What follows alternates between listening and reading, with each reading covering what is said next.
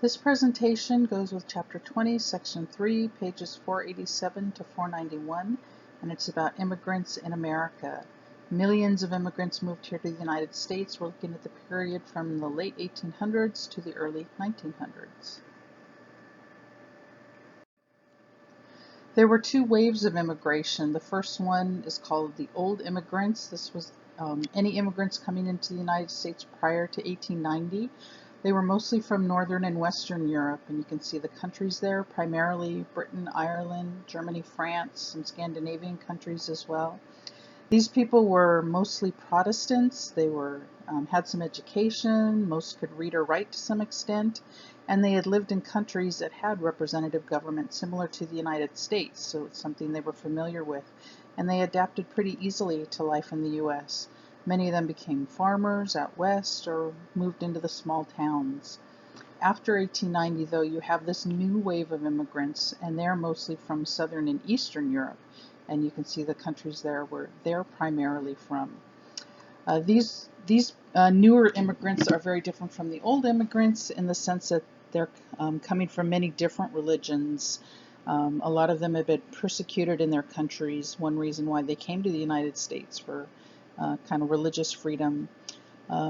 They were primarily poor, mostly uneducated, and most of their countries that they're coming from were not democratic governments, so it wasn't something they were familiar with.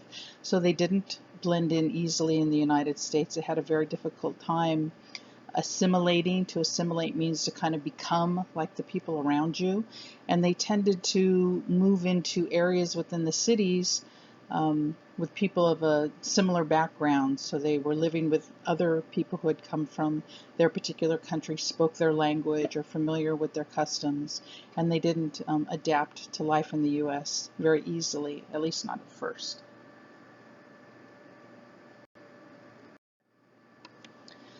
All of these people in both waves of immigration generally came into New York, and the first thing they would see would be the Statue of Liberty in New York Harbor, and that was the sign to them that their long voyage on the ships, very difficult voyage going over the Atlantic, was coming to its end.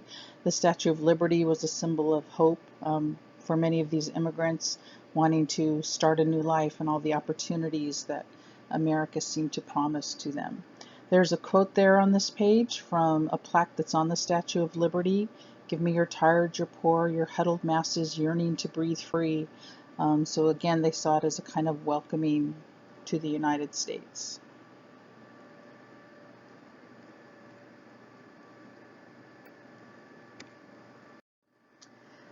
They're coming through Ellis Island. All the new immigrants are arriving there. That's where the boats would dock.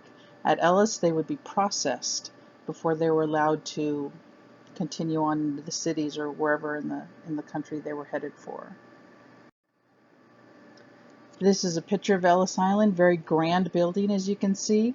Immigrants coming into New York, as I said, were stopped there. They had to go through a series of checks. You saw the video already, so it gives you a little bit of a sense of what they had to go through.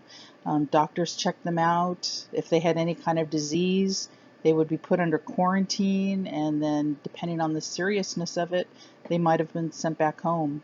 Their records were checked. If they were criminals, they weren't allowed in. So sometimes you could be processed, within 24 hours. Some people were stuck on Ellis Island for weeks and months at a time, depending on their particular situation. After this PowerPoint, there's a Ellis Island interactive tour on the Symbaloo page you can go through that give you a lot more detail about the experience of Ellis Island, all the kind of things they had to go through and able to be kind of set free to go into the country. There's also recorded messages from people who actually went through this process and telling you about their experiences. So it's very interesting, so be sure to take a look at that. As I said, a lot of the newer immigrants didn't speak the language, weren't comfortable at first in the United States, so they ended up kind of creating these little ethnic communities within the city, and this is within New York primarily. Chicago, Boston also had them. Little Italy obviously would be where people from Italy are living. And again, it's because you're comfortable living with people who have your same background, who speak your language, who share your religious beliefs and your customs and so on. So Little Italy, very famous in New York. Also Chinatowns, the same thing. You would find these again in New York. San Francisco, which we'll read about in a little bit, has the largest Chinatown area in the United States, primarily. But this particular picture is from New York. Unfortunately, with the rise in immigration, you also had a rise in discrimination. The flood of immigrants by the millions are coming into the United States. The people who were here first, they became known as nativists, were threatened by all these new people coming in, threatened by their way of life because they were different, they looked different, they sounded different, they had different beliefs, religious practices, the way they dressed, what they ate. And people are oftentimes threatened by things that are different from what they're familiar with. So this era of nativism grew up during the 1890s, early 1900s, and it tells you nativism is an extreme dislike for foreigners by native-born people, and then they also would try to get legislation passed to prevent the number of immigrants coming into the country.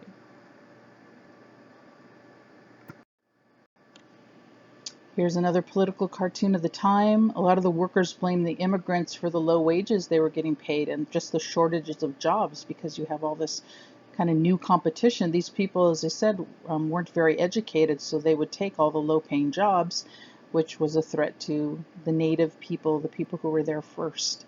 As I said, immigrants are usually a scapegoat for any kind of fear of social change, and a lot of this was happening, as I said, in the late 1890s, early 1900s. So immigrants are not only coming into the East Coast into New York, there's also large numbers, not nearly as large. On the East Coast, they were coming by the millions. In the West Coast, they were coming by the tens of thousands, and they were primarily people from Asia, Japan, and China in particular. We'd seen earlier with the building of the Transcontinental Railroad, what a big role that Chinese immigrants played in the building of the railroads, so very important then. But again, just like back east, same thing in the United States, or on the West Coast, a lot of people threatened by the large numbers, hundreds of thousands coming in from Asia.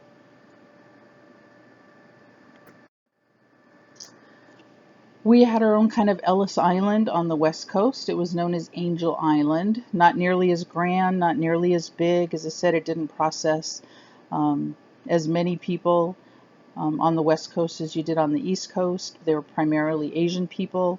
And as I said, they faced a lot of discrimination as well. These are some pictures from Angel Island. You can see it there. It's in the Bay of San Francisco. It's just across from Alcatraz Island. So if you've been up to San Francisco and visited Alcatraz and kind of looked off into the distance, you would have seen Angel Island not far away. Most of the buildings there no longer exist, but they do tours there, and you can go and kind of check out what's left there.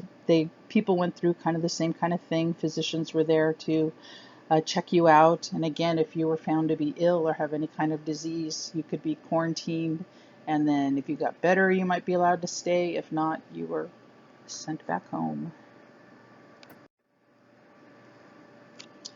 The nativists were very successful in getting Congress to pass the Chinese Exclusion Act, which greatly reduced the number of Asian people who were allowed into the United States during the 1800s. You can see a political cartoon of the time. Uncle Sam is always used to represent the United States, and you can see he's trying to keep the door closed and keep Asian people from coming in.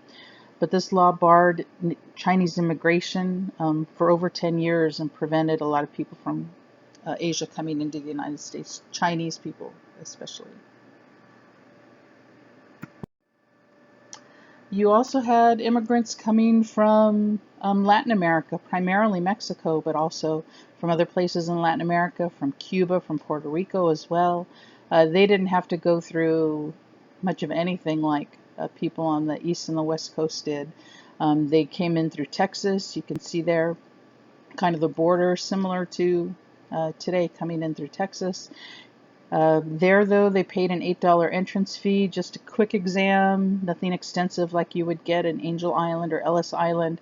So it was much easier for people coming from Latin America to come up into the United States. But again, like others, they faced discrimination as well.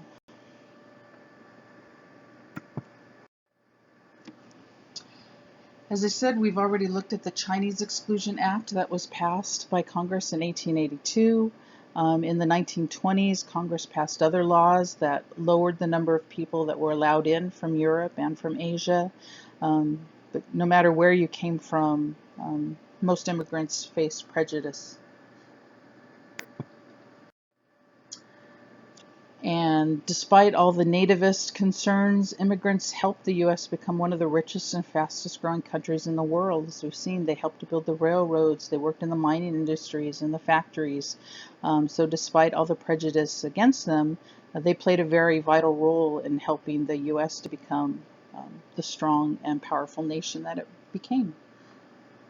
On our next presentation, our next section, we'll be looking at what life was like for all these millions of immigrants coming to live, especially in the big cities, what their daily lives were like, and it was not a pleasant kind of life.